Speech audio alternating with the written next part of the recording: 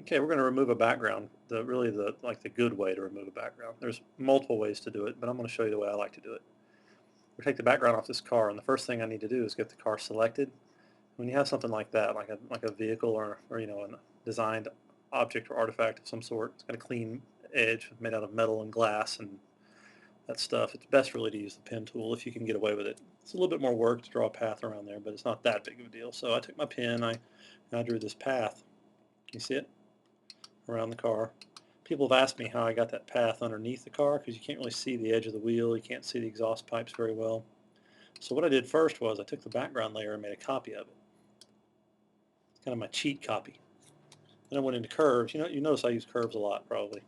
And click on this path, pull it way down to get it really bright. And if you get it really bright, you can see under there. Look, you can see under the car. So make a copy of the layer, open up curves, it's kind of your cheat layer, get it real bright where you can see under it. Take your pen tool, trace it around that like I did, get your path that you like, and then you can get rid of that copy layer. I don't need that anymore. I was just using it to see where I was going when I was drawing that path. Okay, now here's what most people would do. Most people would load in their selection, select the inverse, and delete it. Okay, that's what most people would do. Now, that's a viable way to do it. The problem with it is, if you zoom in here, remember earlier on I talked about controlling our edges with that command that was up here called refine edges? Well, that's there for a reason, because if you look at these edges, they're kind of choppy and stair-steppy, and there's what are called artifacts left over, little dark edges and things. So there's really like an older method to do this where we don't have to use refine edges, and enables me to kind of manually control how this edge looks without letting Photoshop do it for me.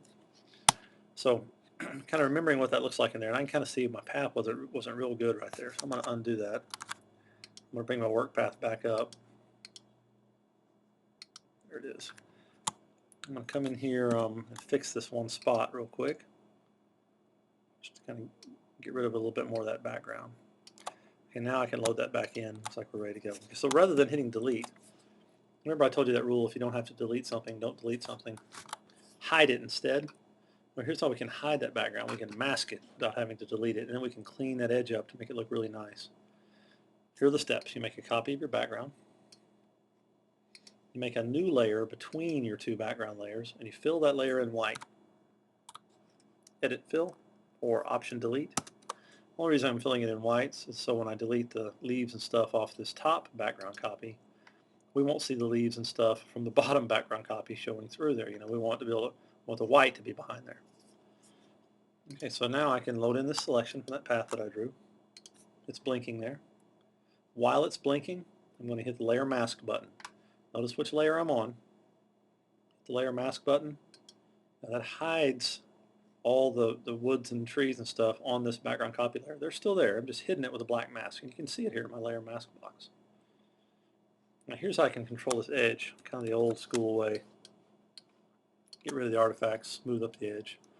Come over here to my layers palette. See the little chain link between the original layer image and the layer mask? If you unlink it, it enables you to go in and kind of doctor the mask a little bit. How do you like that phrase? Doctoring the mask. I'm going to kind of work with it a little bit and clean up the edge. So what I'm going to do, I'm going to put a little bit of a blur, a Gaussian blur, on this edge. Now you notice the blurrier it gets, the more of the background it reveals. So I don't need that. I just need a little bit of a blur just to soften it. And what that blur did, it got rid of that stair-step, choppy, pixelated edge right there. Didn't need much blur, just a little. Okay, so we blurred the edge. Now we're going to bring up our curves. We're going to use this to pull out all the artifacts. And as I bend the curve up, look, it pulls all that stuff out. So if you saw the way it looked when I started, look at the top of the siren. Pull the artifacts out by pulling the curve up. Look how natural this edge looks over here. It looks just like it did earlier when we were playing around with that refined edge. But now it was done by me, really, but totally under my control. And there's no more artifacts visible around the siren. The edge is nice and smooth. Looks great. Okay, and you can relink the mask once you're done. Zoom out. Okay, and it's a great way to do it.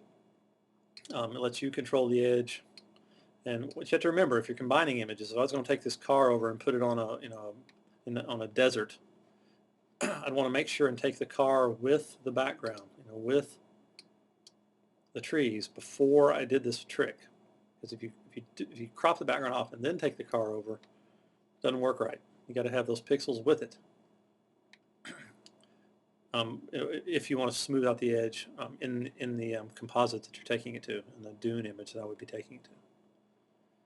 Okay, last thing, in the next video, I'm going to show you how to put a little nice cast shadow underneath the Camaro to make it look like it's sitting on the ground.